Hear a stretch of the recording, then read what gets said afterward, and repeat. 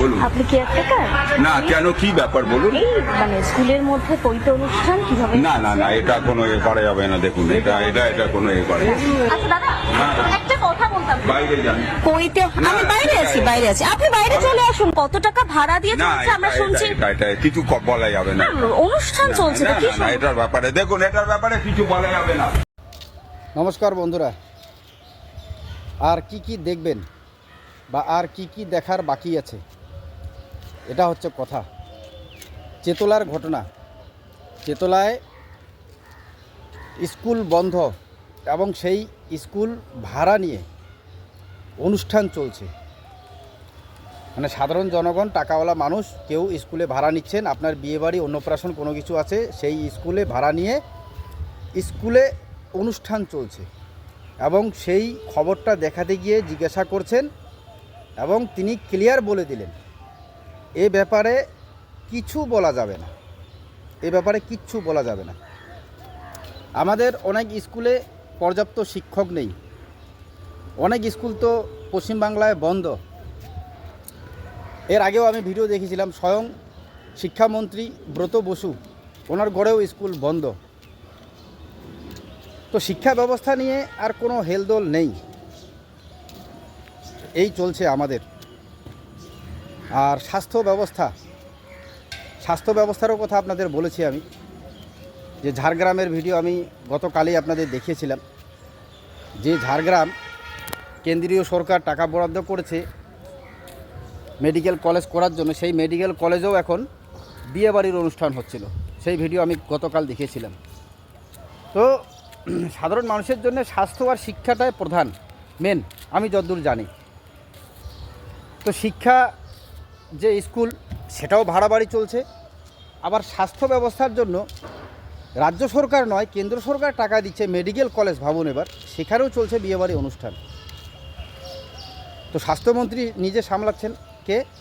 আমাদের মমতা ব্যানার্জি। আবার শিক্ষা দপ্তর দিয়েছেন ব্রত বসুকে, ওনার প্রিয় ব্রত বসু। তো এই মিলে হচ্ছে আমাদের স্বাস্থ্য আর শিক্ষার সব, মানে কি বলবো, ভাষা আর খারাপ হচ্ছে না, সোশ্যাল মিডিয়ায় যেহেতু বলছি। কি করা উচিত বলেন তো, কি করা উচিত? মানে প্রত্যেকটা ঘটনার একটা লিমিট থাকে, প্রত্যেকটা জিনিসের একটা লিমিট থাকে। এগুলো হচ্ছে লিমিট ক্রস করে কোথা থেকে কোথায় চলে গেছে বলুন তো, এগুলো মেনে নেওয়া যায়?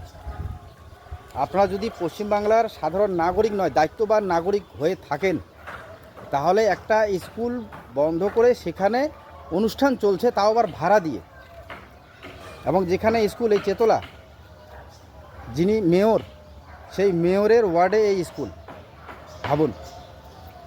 আর গতকাল যে ভিডিও দেখিয়েছিলাম, যে কেন্দ্র সরকারের টাকায় বরাদ্দ মেডিকেল কলেজ হয়েছে ঝাড়গ্রামে, সেখানে বিয়েবাড়ির অনুষ্ঠান, সেখানেই সেই ঝাড়গ্রামে সেই মেডিকেল কলেজ থেকে 100 থেকে 150 ফুট দূরত্বে বনমন্ত্রী বীরবাহা হাসদার বাড়ি।